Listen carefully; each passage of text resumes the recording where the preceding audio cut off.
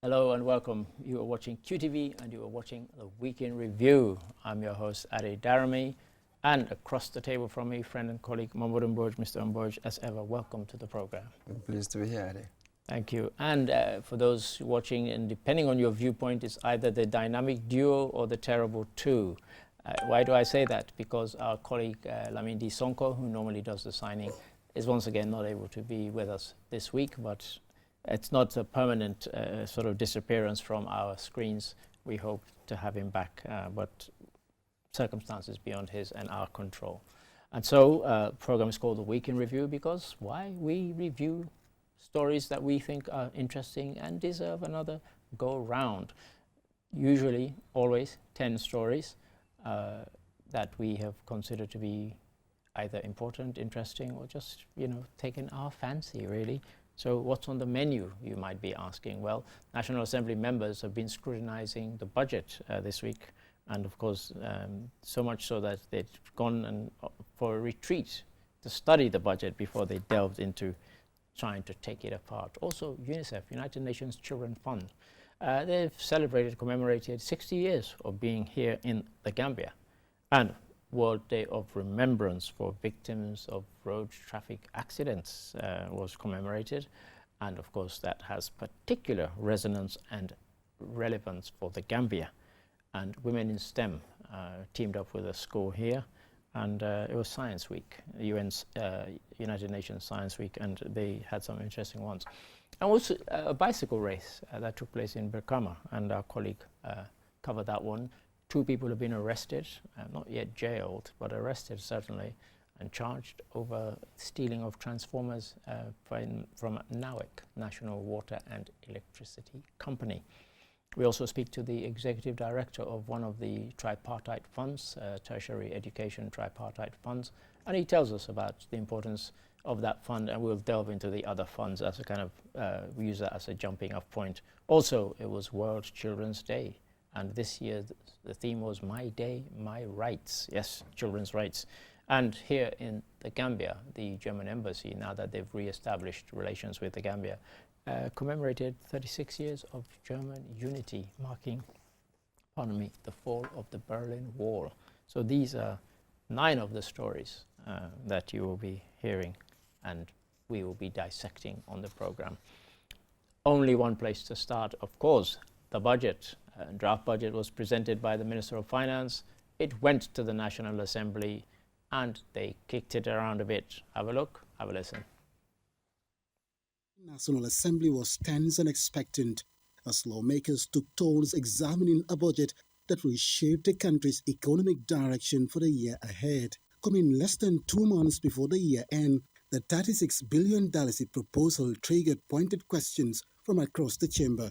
While the government framed the estimates as a plan to improve living standards, NAMS pressed for answers to questions about rising debt, swelling recurrent expenditure, and whether key sectors are receiving enough support. Gambia entered into what they call debt service suspension initiative, which meant that debt principle of external debts were deferred. From 2020 to 2024, there was no debt service. That was the Minister of Finance cut off in his prime, Sternberg. There was a lot of talk about debt service and also other matters, including Office of the President and whether that particular budget was getting sort of bloated. And so it wasn't the kind of rubber stamp that one might have expected. There was quite some heated debate at times. Oh, absolutely. It's just that opinion was really split along party lines. Inevitably. Very much. I suppose you've got government and its satellites, as it were. That's right. And then you have UDP, independents, who were opposing as oppositions are meant to do. Yes, yes. Absolutely. Yeah. The debt issue a few weeks back, backstory, the economist one time, head of National Investment Board. Okay, that, right. That sort of thing knows what he's talking about. Yeah. He was warning us about the sort of debt that we should be taking. Yeah. I think in this budget, 37% of This is it. Of our expenditure goes to servicing our debt, and that is really what the issue is. Yeah. Therefore, it will probably crowd out, as they say, investment capital spending. You're That right, is the and issue. you also hit the nail on the head when you talk about being split along party lines, because those who are in support came out and said on the floor of the House, no country can develop, they don't know of any country that has developed without its government taking on debt. But of course, it has to be manageable and serviceable, and that was the contention of the others who were against it. Yes, allocation efficiency, Yeah, as they call it. quite. Just big allocations by themselves wouldn't give you the right outcome. yeah, It will quite. depend on institutional capacity. You have the right accountability mechanisms in place. So all the things must be in place for you to see the right outcomes. That is true. That's right, and then also I mentioned one of the ones that, you know, I think 16 million was lopped off the budget for the Office of the President. Again, I guess it showed that, yes, people split along party lines, but sometimes there's agreement that certain things can be slashed, can be cut, because, you know, and when you listen to it, a lot of it was along the lines of, what will people think about this? It kind of was the tone of the debate, you know. In a time for economic hardships for the country, should we really be spending on this amount of money on the Office of the President and so on? And that was kind of the tone I got certainly from listening to the whole 4-hour debate. Exactly, and they were also at pains to point out that actually we've increased each sector's allocation. Yeah, quite. Health, education, and all of these. And apparently he said in agriculture, 84%. Yeah. As it were, increment, the Yeah. largest The increment in the country's history, and all that kind of talk. But again, I've also heard that, yes, but this may not address backlog issues.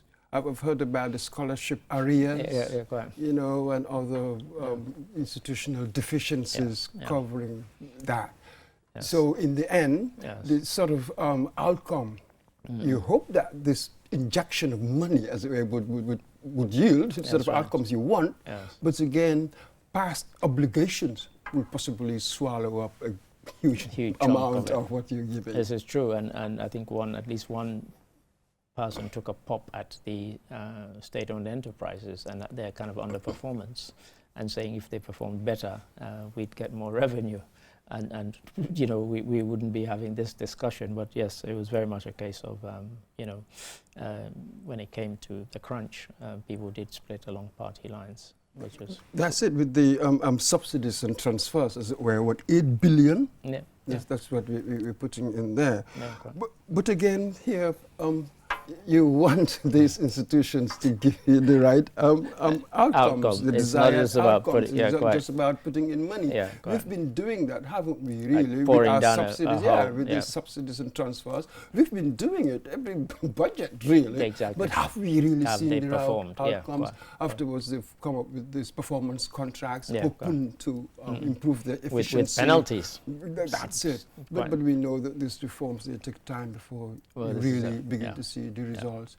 And here, when you look at the projected, sort of the revenue projections, what we expect that from our tax collection, we'll have 28% increase in yeah. tax revenue, That's right. based largely on these reforms, the e-invoicing and the That's right. digital GRA has rental instituted. and the fintech measures and Quite. all the rest of this. But we also know that they take time before you begin to see the effect. Yeah. What if we do not meet our targets? Remember, these are merely projections. Well, indeed, yeah. Then what does that mean? Sure. More deficit, you gotta take more debt, Yeah. or you gotta cut spending, Yeah. possibly on Yeah. critical Yeah, sectors. exactly. So it's quite dicey, the way I look at this Dicey. things. Really. But what So I it liked about it depends. this time was that I remember saying to one of the colleagues, it looked as if the retreat, the 4-day retreat that they'd gone on, had benefited them, because I think, you know, for the first time in a long time, really, I had some kind of informed sense of you know, what people are commenting on, rather than just a kind of emotional reaction to what had been presented by the finance minister. Oh, absolutely, yes. You like that. But when everything falls along party lines, that's another... that was... So, yes, it kind of spoiled it. absolutely. Yeah, it kind of So spoiled it. I look at a document. Well, in many instances, depending on how creative I am, Yeah. I can interpret it to suit And my that's point exactly of what... view. And it's kind of the point I'm making, because Yes. even when they were trying to make a point that supported the kind of party line, they were using, kind of detail from what had been presented, not just, it's my party. So they were being quite clever in a sense. That's what's about that. going on. But for some of us, who are not party political in that way, when I look at, for instance, the bit about we are still so reliant on grant. Right. Yes. I think 71% of our projected sources of helping our budget, as it were, our income, our revenue, will come from grants. Domestic sources will provide only 21%, and that sort of thing. That is worrying. Yeah, it's extremely. Given the state of the world right now. I was going to say. So that sort of thing. Sure. So external shocks. So in many ways, we are just so reliant. Dependent on what's happening outside. Yeah, sure. It's almost like your future, your fate is not really in your hands. Else's hands. Yeah. It is in someone else's hands. Yeah. And this is going to be a very tough one. It's going to be a tough one, but thank you for that, Mr. Mboch. And I'm sure viewers will understand why we spend more time on the budget than possibly on other stories. Well, thank you for that. A very different story. UNICEF, the Gambia, they've been here for as long as the Gambia has been independent. And so this week they marked that with a series of celebrations and events. Have a look, have a listen. Looking back over these 60 years, the partnership success stories are woven in the very fabric of our public service achievements, particularly in areas of health, education, justice, and child protection. We thank UNICEF for this critical support. The Gambia has made significant strides in immunization and primary health care through vaccine procurement, cold chain logistics, community mobilization, and health system strengthening. I'd like to take a moment also to acknowledge the contribution of everyone in this room today who could make it, and also there are many people who could not make it. For the last 60 years, this journey was not possible without the support of every single one of you. Without the support of every single one of you, but I think it's almost as if the Vice President had been listening to what you were just saying. He mentioned health, education, justice as areas where UNICEF had helped and supported us, and without their support, this wouldn't have been now.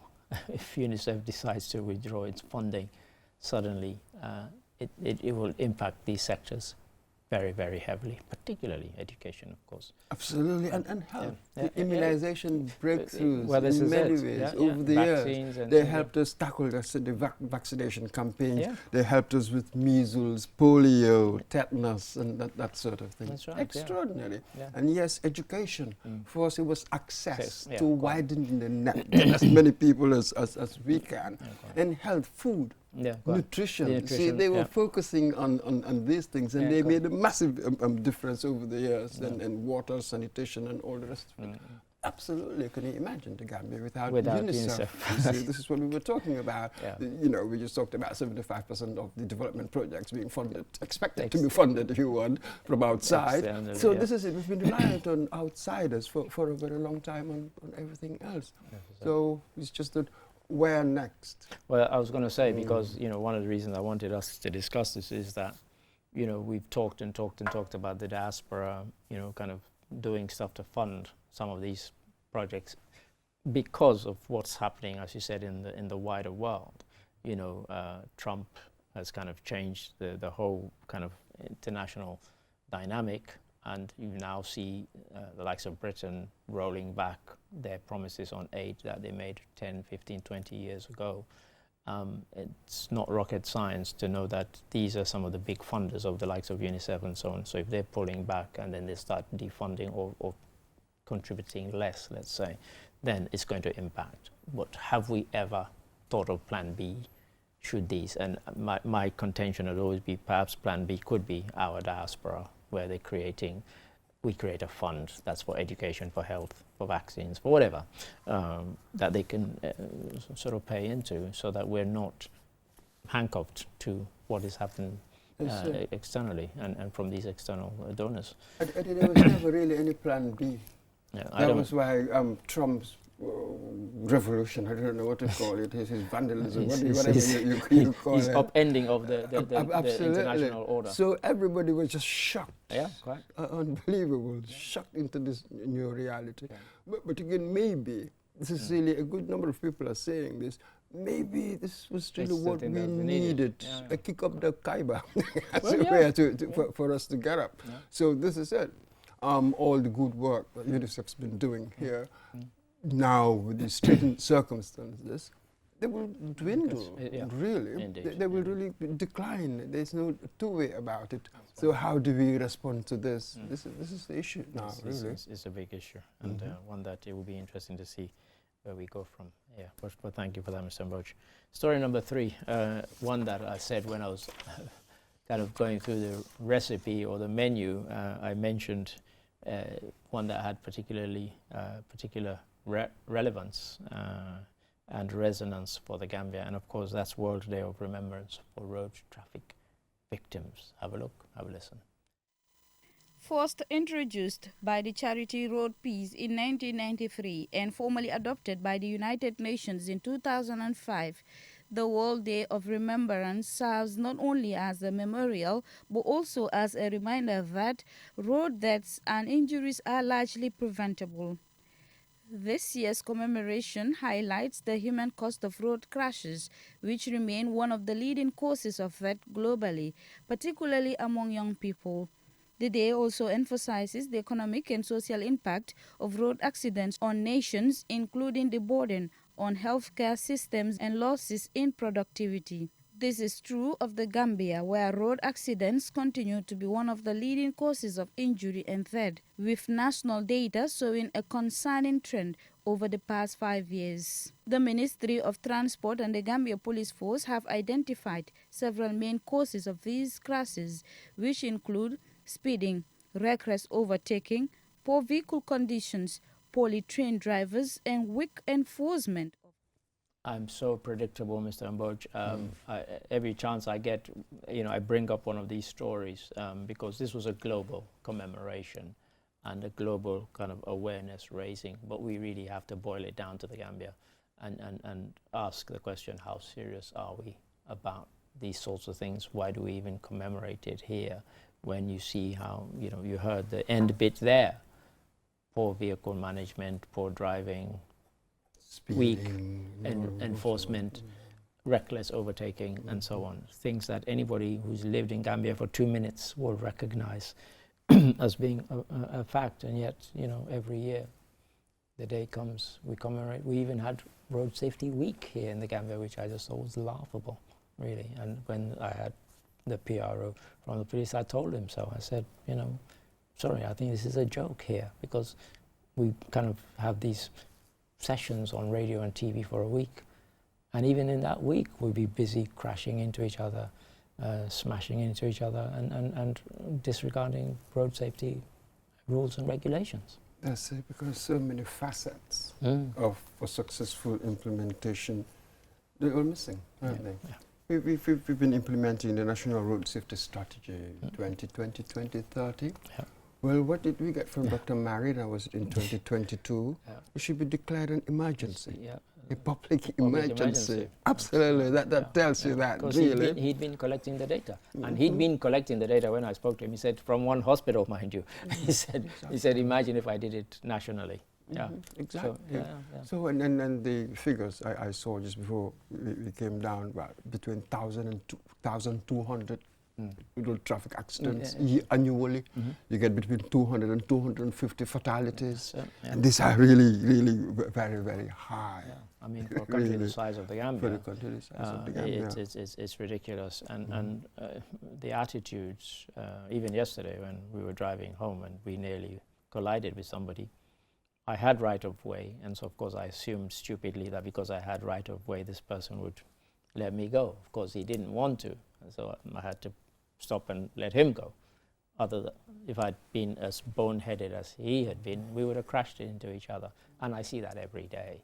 So yes, I'm giving a kind of personal thing, but anybody who's a driver here in the Gambia will recognize those words. So Global Day, yes, we remember them, and we kind of try and raise awareness of them, but how serious are we about tackling it, which is what we have to get serious. That's it, and maybe therein lies sort of the virtue of having at least this one day for us to have a go at them. That's it, to be constantly talking about it. I think we So have maybe that will help in the end. We have to be constantly talking about it, but we all know the shortcomings in our sort of implementation strategies and all of that. Sure. So we can have all the documents, we are good at that, Yeah. but we still can't implement.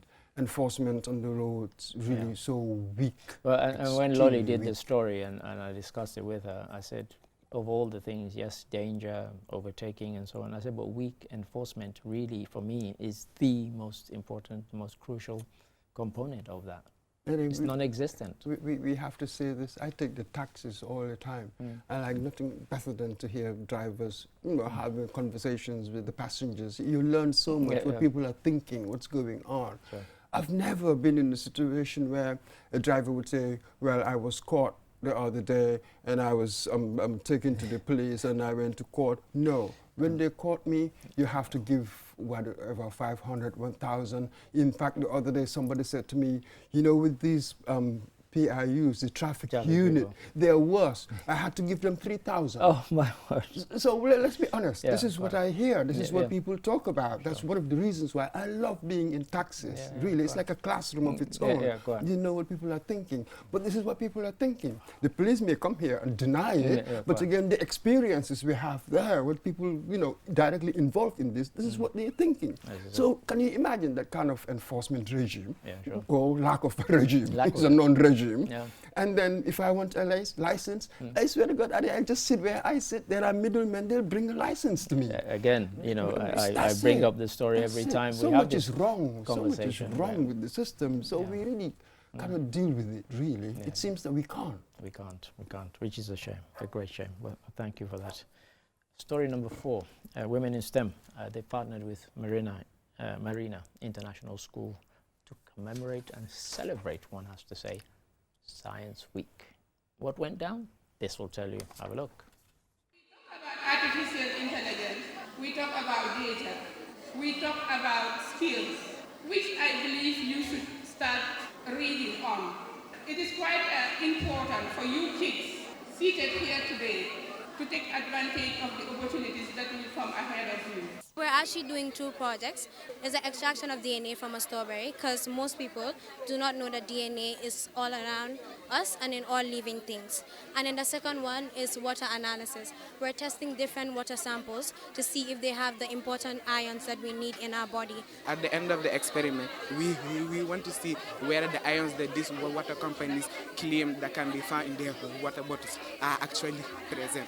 We're also educating people on the importance and uses of this. Our reporter who did this story was really impressed. We could have done a whole documentary with what she saw and heard, and she was just enthused by how engaged these young people were, and it really gave me hope. Just the buzz that she came back with, I thought, yeah, this is really quite encouraging. And is it sustainable? Can we sustain it? Can we encourage them to go on and, who knows, start designing rockets one day?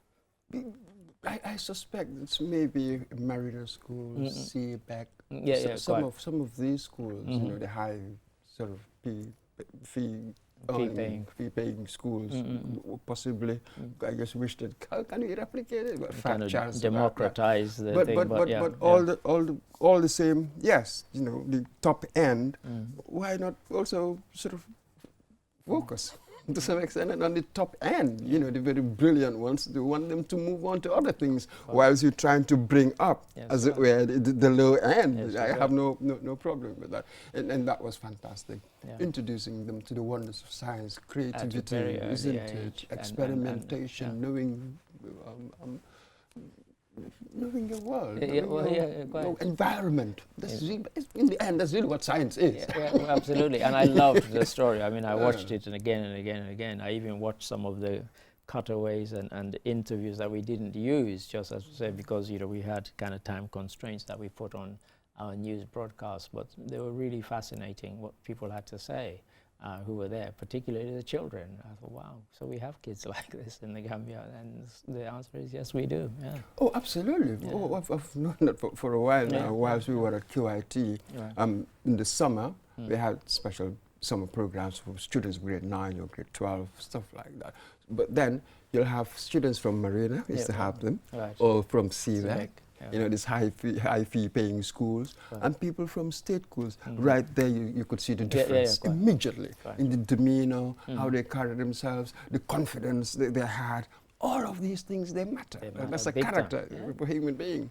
So this is the key. That was why I remember we always talk about being afraid of this educational apartheid that's happening here. Those who have money, your kids will have reasonable education. Those without, what's going on there? Not much of an education. So absolutely it. So this is the key. The Marinas and CBECs, I think in certain areas, in sciences where you need to spend heavy.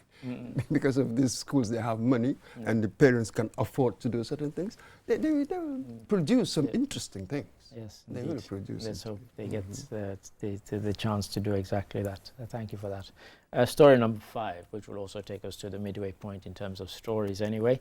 Our colleague, Babukar Cisse, he became aware of a bicycle race that was taking place near where he lives in Birkama. And he went along, and quite fascinating it was too.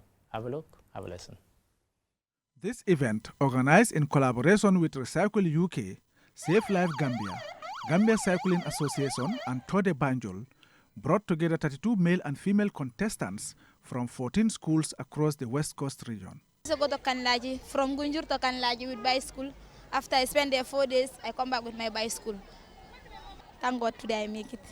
I'm happy because I took second by representing our school, which is Jamisa Senior and Secondary School. So I thank Allah the Almighty for giving me this position. I'm so excited. I didn't think I would make it to the 3rd place. I wanted to take first, but actually I have second. It's not bad, but the main thing that I like is first. The main thing I like is first. I had to include that bit. A real competitor, and competitive spirit is, the fact he came second will burn him so much that he will be saying to himself, next year I shall win this. I loved it. I loved the story, the fact that it encouraged, and I was amazed. I mean, Gunjur to Kalaji, that's quite a distance. And, she would rest and then she would come back. And of course, it showed in the fact that, she emerged the winner of the race. Some urge cycling as a sport, as an exercise as well. And of course, it can be quite lucrative if you take it onto the kind of international stage. Absolutely. An opportunity for young people to come around, around an event. Yeah. The notion of working within a team, as it were. Yeah. So there's just so much one can gain from this. There must be many sporting activities, as it were. When we were kids, that was part of it. Sports really being supplementary to general education. I think that's a very good idea. So for me, my fear is, yes, the bike race was good, but again on our roads. Yeah, they're not very bike friendly. The roads are not bike friendly at all. I've said to people that as a driver, and I see how people are on the bicycles, I don't think I'd ride a bike in the Gambia. I can ride a bike. And also at night, I see lots of people riding bicycles with no lights. It kind of shocked me when I first, but now I must have seen 2,000, 3,000, 4,000 people riding bikes at night with no lights. And they're quite cheap. And in fact, they work on a kind of dynamo effect, so that you pedal and the lights come on. So I don't know why they don't have them, but when you see somebody riding a bike with a light in the Gambia, it's the surprise. They're the exception rather than the rule, and I've always found that a bit kind of bizarre. But in terms of, as you said, the kind of health benefits of it are there, but the danger is ever present. We've just been talking about road traffic accidents, and it would be interesting to, if I'd thought of it, how many bike-related accidents are among those road traffic accidents. But this is it, though. For events like this to succeed, then you're going to have people with a culture of riding bikes, isn't it? This is it. And around the world, many students, you just get on your bike and you bike to school and stuff like that. But here, our roads, they are not bike friendly. Roads are not That's bike really friendly, and I did tell you about a the myth I heard from a colleague who did the story about women and riding bikes. I mean, let your imagination run free as to why women shouldn't ride bikes. I thought he was joking when he said it at first. He said, no, it's a myth that has kind of gained traction over the years, and so women are discouraged from riding bikes here in the Gambia. And I have to say, when I heard that from you, I was surprised. Because, as you said, you'd never heard it. I had you're never heard that at all. Where I grew up, women, young girls, they were having bikes. Their fathers were buying them bikes. So wherever, I have no idea what that means. But this is it. So this is the key. Nice event. Everybody had fun. Cash prizes of what, 5,000? Yeah, for the women, 4,000 for the men. Top prize. That sort of thing. All good and jolly. But we also hope that perhaps this would sort of morph into some kind of advocacy group, safety for bikers on the road. Well, indeed. So because Save Life Gambia were amongst the sort of organizers of this. So there was that safety element. Exactly, big time. Very much built in. into The lobbying stuff for, the roads, how we design them to integrate that. That could be a good thing. It could be one to look into, but thank you for that. That takes us to commercial break, and after the break we will have 5 more stories. So you know the drill. Don't go away. Join us after the break. See you soon.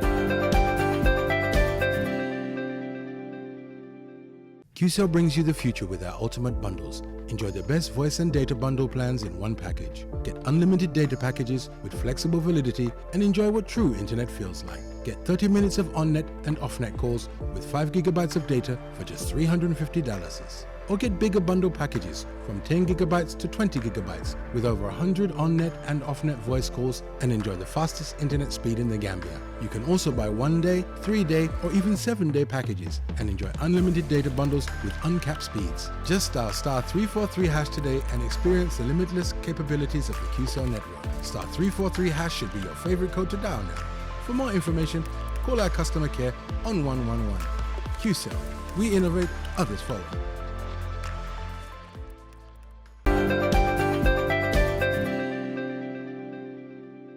Hello and welcome back. You are watching QTV and you are watching The Week in Review. I'm Ade Darami. Across the room from me, I have friend and colleague Mamadou Mbodj, who's been going through the stories with me. And I apologize at this point that Lamin D. Sonko, who normally does our signing, is not with us this week, but we hope he will be with us next week.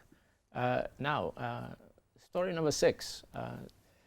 Since I've been here, been having these, actually not since, I mean, they have it in Sierra Leone, where people steal objects belonging to the National Water and Electricity Company. Now, a couple of people have been arrested and charged. They haven't been jailed yet, but they've been arrested. What's going on? Let this clip tell you. Have a listen to this. In recent months, the National Water and Electricity Company, NAWEC, has recorded a sharp rise in stolen transformers and vandalized installations, critical infrastructure that ensures the delivery of electricity and water to the public. The latest incident occurred at the Brikama Jamisa Borehole E5 site, where transformers were stolen from a key facility that pumps and distributes about 1.9 million liters of water daily. The police say Mohamed Kuyate, 27-year-old from Busumbala, stole the transformers and sold them to Babukar Jallo, who allegedly attempted to relocate the equipment before officers intercepted him. It was vandalized 3 days ago, and from 3 days today up till now the borehole is down. And that is making NAWEC lose a lot of revenue, talk less of the water we supply to the customers as well. Because this particular borehole that I'm referring to has the capacity to pump about 1.9 million liters of water per day. Now, what I found fascinating about the story, Mr. Mbodj, wasn't just the fact that 2 people had been arrested, but in the extended briefing that was given to the media, as well as the stealing, there was also the vandalizing of equipment. You could almost, I'm not encouraging stealing, you could almost understand somebody wanting to steal the equipment to flog it, but just to vandalize it and leave it there, I just could not get my head around it. But apparently that also happens significantly. Absolutely. We're quite curious, isn't it? Yeah, odd. But what kind of person, what has made you so upset? Upset about what? I don't know. What drove you to it? What drove you? That's it. And I've heard about the battery theft of Jambu solar plant. That's right. And meters as well, illegal meter transfers. Yeah. And illegal connections. Connections, yeah. Or, you know, what people are like. But this is it. Now, how do I improve security? Yeah, indeed. What else can we do? You know what I mean? Apart from, yes, when we catch these offenders, we take you to court, possibly, and make a good example of you. Well, this is it. Maybe long sentences and stuff like that. Yeah. And it's a highly significant point that you brought up there, because when we've done these stories, they've tended not to be, as it were, if this was the pipeline, not along the pipeline. They've been at a plant, a spot that you think, oh, don't they have night watchmen? Don't they have guards to protect and watch over these? And you know, we see the kind of the results of the damage, and we see, oh, hang on, this looks quite a location that should be quite secure, or secured by having the requisite sort of security apparatus around it. That's it. Yeah. And when we were given sort of these incidents, this has happened here or there, and all the rest of it, sort of trying to portray the impression that, oh, a lot of people are bad people all over the place, they're really also exposing themselves that they're really not providing the security that they should provide. Yeah, sure. In the population, I do not know. Some people will just do things that they shouldn't do for some reason. You know what I mean? There's no point keep on crying over that, appealing to our moral sentiment. Oh, I'm not sure whether life works like that. But again, these installations, these certain areas, as it were, to protect the national asset, there should be enough security there, really. There should be enough security. Yeah, indeed. I think that goes without saying. Well, thank you for that.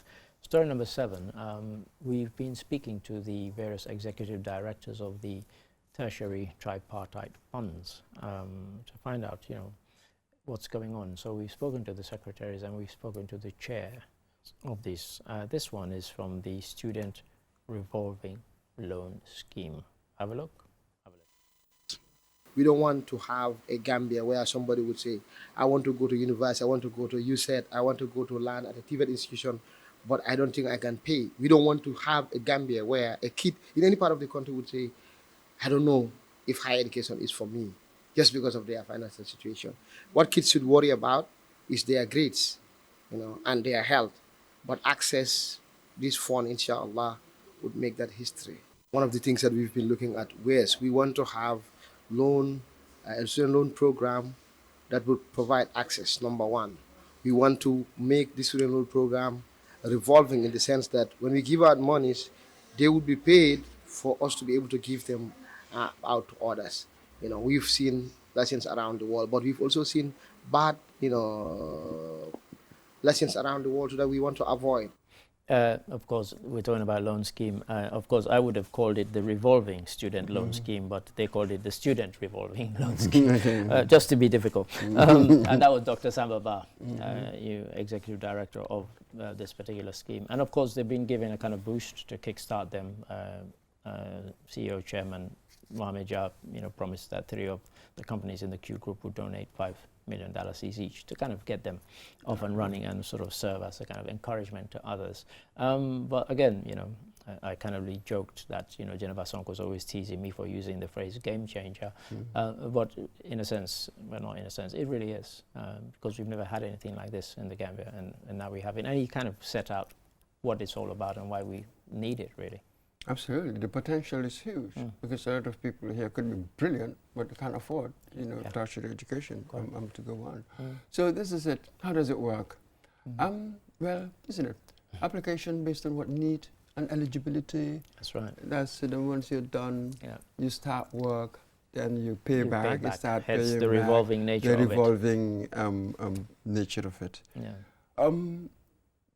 We've seen around the world, and he mentioned because I did mention it to him when we were on this morning before he did that interview, that we've seen instances where it's been a struggle to get people to pay back. Debt forgiveness became a big political issue in the last Trump election, where, you know, Biden was prepared to waive these to kind of get students to vote for, himself initially, and then eventually Kamala Harris. So yeah, quite a contentious one. Of course, in the UK, it comes up every year. Yeah, yeah. And when I'm done with my university, what is the economic climate like? What kind of job will I have? Yes, when would I begin paying? Is there any threshold? Isn't it? I think it was like that in England. Once you start earning a certain amount, then you can start that's paying right. There back, is wasn't that. it? That's exactly There how was it that works, threshold. That's exactly how So, it works, so this is it. The potential, it's there to change a lot of things, yeah? But again, the risks. Yeah, yeah. The risks are really very, very high. They're indeed high, and for whatever reason, on many occasions, people, they start to work and so on.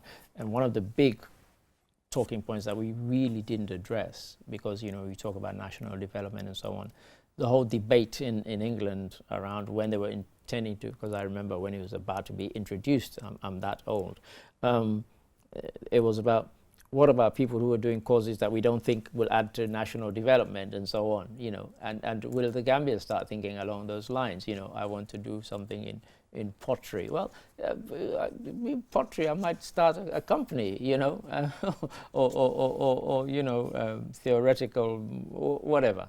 And so the debate started, because here we now talk a lot about, contributing to national development, contributing to socio-economic, etc., etc., etc. So you do wonder, when they're assessing people for these schemes, will they be saying, we don't like the degree this person's doing because it's not going to contribute to national development, let's not give it to him or her. There's a danger in that. Absolutely. So they become more orthodox, really financing, supporting the orthodox subjects, as it were. Indeed. So they're truly innovative, you miss it. You really maybe cannot afford to take a risk in certain areas. So yes, it will have its drawbacks, but in the main, really, with sound management, a sustainable model of getting money, getting the funding, it could make a lot of changes. It could. So, but we are also aware that this place, so many things are just so difficult. You may give me a loan, that's it, I get my education, and once I'm done, I have an opportunity to travel, and I will leave. That's it, yeah. That's it, and what do you do about that? Yeah. So this is... And it's, I have to say, in some countries it's worked where even people have traveled and they've still paid back, but you're depending on people's honesty, and I think the percentages are quite low of those who travel, get much better paying jobs rather, and still pay back. It's like they almost forget. In England, but you know that in our situation, everybody wants to leave. Most people who have opportunities to leave, they will want to leave. So we are having to deal with this sort of thing. We don't want to dampen, as it were, the good thing that they've done. But again, recognizing the dangers. It's the reality. That's of it. Yeah. Maybe that will make you sort of fortify, as it were, your model. Yeah, indeed. More. Indeed. So we welcome it, and we will be scrutinizing it with a very, very keen eye. Thank you for that, Mr. Mboj. Story number 8, the EU UNDP GREAT project. GREAT is Governance, Reform and Access to Justice project. They donated essential items to various justice sector bodies. Have a look, have a listen.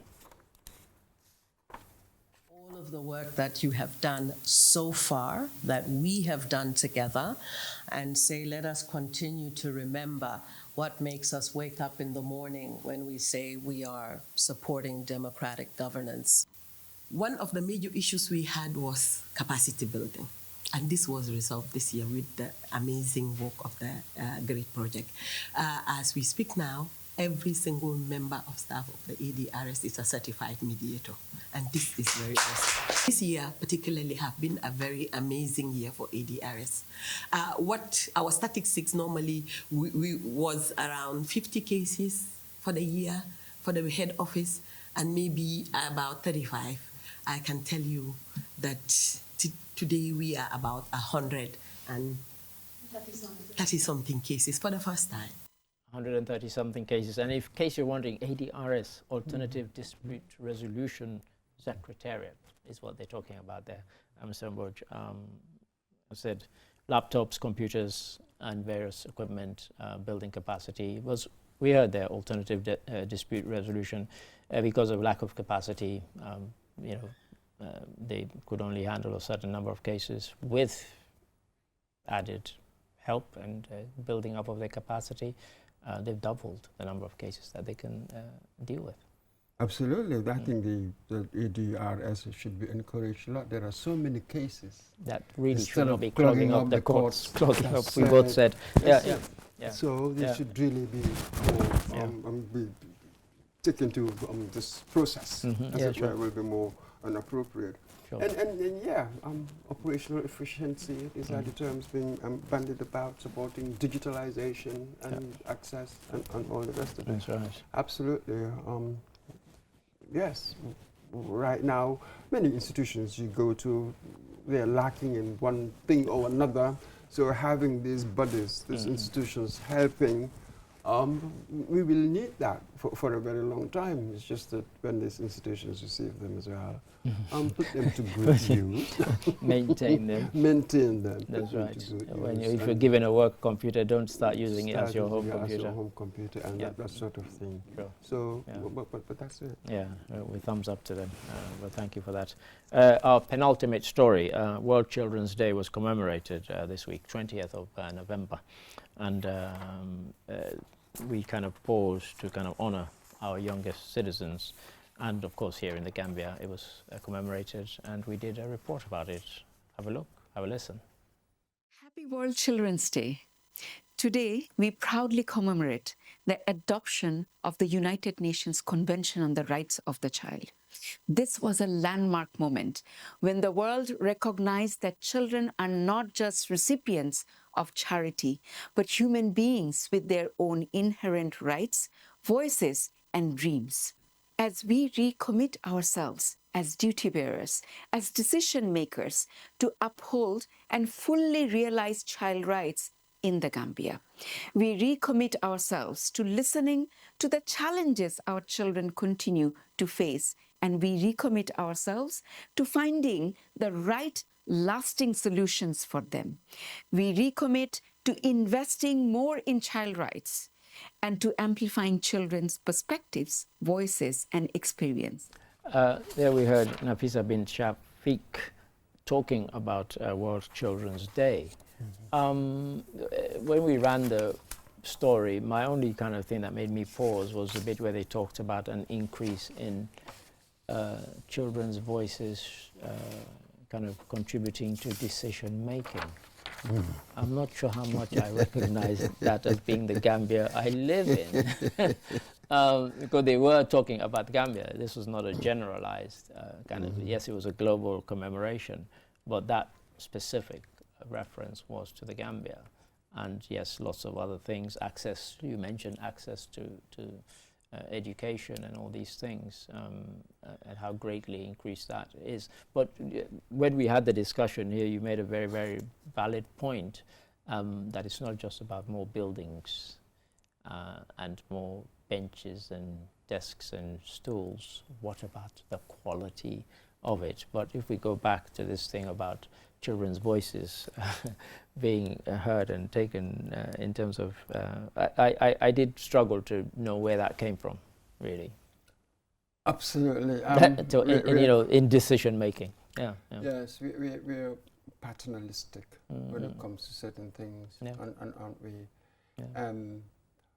Yes, I do not know what they talk about when they talk about stuff like that. We know that when you look at the world, you have these currents, these ideas, these left-wing ideas now that had sort of pervaded education, had pervaded everywhere. Sure. So they're coming up with these ideas here. They have no purchase. And we have child activists like Greta Thunberg and so on. But I'm not sure we have ones making kind of rocking the boat to that extent here in the Gambia. No, it's not going to happen here. Not maybe next generation, maybe generations ahead, because right now we just don't see that. With children, you listen to your parents. Perhaps what you should say is, we should take care of their welfare more. We should think about them more, and as far as I'm concerned, when I was a kid, our parents thought about, us a lot. You got to go to school, what do you have here, what do you have there. So this whole idea that we have to listen to kids, I'm not so sure about that. We do anyway. I mean, at home, you listen to them. Whether I need to provide a kind of formal kind of platform for that sort of thing, I'm not so sure, because they're at a time in their lives where they need to listen a lot. Yes, indeed. You see, you have to learn about so much, as it were. These days, we're beginning to see that a good number of young people, I call them, you wean yourselves too early. Quite. With the slightest thing, you think that you know a lot. So we are in some trouble. We should be careful who we listen to. Yeah, quite. Having that sense of welfare for children, that's natural. Yeah, quite. In many ways, that's really natural to people. And yes, we can be aware of some of the shortcomings of our institutions. How do we tweak them, change them to take children's welfare more seriously? I'm not sure really what children can say about it. This is it. And for me, one of the things that I would have wanted kind of greater emphasis, I didn't write their speech for them, would have been that, I still go around and I see lots of children working who should not be working if we're talking about children's rights. But we know the reality of the society that we're in, and why the parents of those children think it's imperative for their child to be out there 6, 7 years old selling stuff on the street, 10-year-old, working in a mechanic factory. But in terms of, do we listen to them? I don't get it. I don't want to belabor the point, but I did think it kind of came out of left field somewhat. And the key is the state doesn't have the capacity for certain things. You see, if I went to outlaw all of that, kids should not work, so for a certain age, be it when you go to the mechanic shop or with the taxes, the apprentices and stuff like that, then free education for all of them. And actually not in paper, we once had it in paper, but in reality it didn't exist. Free education for all of them, therefore I can enforce it. Yeah, sure. Exactly. But the government doesn't really have the capacity to do certain things. And with parents, and how we are like, with kids, sometimes in certain households, kids are sort of economic indices. Yeah, absolutely. That's really what they are. So they are the ones who would go out and sell, they are the ones who would go out and work and that sort of thing. If you're from a well-off family, it's not going to happen. So it only happens with people in a certain category, economic category and the like. And the state doesn't have any capacity. And when add on to that our social norms, kids are sort of to be seen, not heard. I'm not that extreme but in the way I deal with it, but this is really what the society is. So how do we channel things through grown-ups to show more care, as it were, and in our policies to take them into account and that sort of thing. The sort of movements, they call it Gen Z and whatever, now they're sort of fomenting all sorts of stuff, but where is it leading? Would that revolution happen? If I should take a Gen Z person, put you in a position, will you not follow what Gen X were doing, stealing, lying, using the institution as if it was your own? I really haven't seen the revolution yet. I'm seeing a lot of noise. We don't want these people, but I'm not sure what is to replace that. I can't see that. Yeah, exactly. I think that's a long way off. But thank you for that, Mr. Ambrose. Takes us to our final story, a very, very different story. The German embassy, they now have a permanent embassy here in the Gambia, has recently commemorated 36 years of German unity. You don't know what that's about? This might tell you. Have a look, have a listen. The Day of German Unity, celebrated annually on October 3rd, marks the official reunification of East and West Germany into a single sovereign state, which began with the fall of the Berlin Wall in 1989 and the official unification in 1990. A momentous occasion that ended decades of division that arose during the Cold War. The country had been divided into East and West Germany after the Second World War. The reunification represented a significant turning point in international history, symbolizing the effective conclusion of the Cold War and the ideological split in Europe that had persisted since the end of World War II.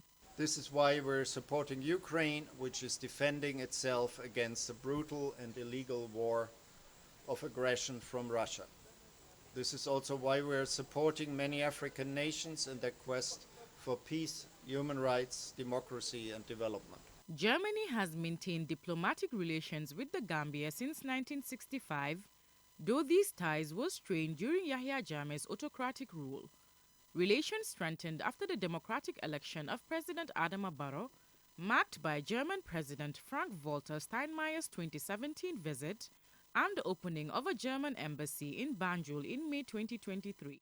And not much time on this story, but you know, you and I are old enough to have remembered when there was East and West Germany, and for many of young people today, of course, 36 years gone, they don't remember that. All they know is Germany, but very, very different countries, just literally a wall separating them, the kind of wall that Trump dreams of building. And now, of course, now Germany very much partners of ours in the kind of the journey that we're on. Absolutely, and with us, yes, just as you said, with West Germany, we established diplomatic relations in 1975, just 10 years after our independence. And in the 90s, we've had development projects. So we've been dealing with West Germany, as you were, for a very long time, until the merger in 1990. Yes, absolutely. With the GIZ project, and you've also got a huge number of Gambians living in Germany. So it is important that we sort of strengthen this relationship and the like, even though last year, recently the deportations and all of that is creating problems. But again, you know, on the main, you know, relations are pretty good. Yeah, thank you for that, Mr. Mboj. That brings us beautifully to the end of the program. It just remains for me to thank Mr. Mboj for your interjections throughout the program. Thank you so much. And once again, an apology for the fact that Lamindi Sonko was not here. I'm saying that in case you joined us kind of midway through the program and you're wondering where he is. But we hope to come your way again next week. So it just leaves for me to thank you, the viewer, for joining us throughout this show. Until we come your way again next week. Goodbye.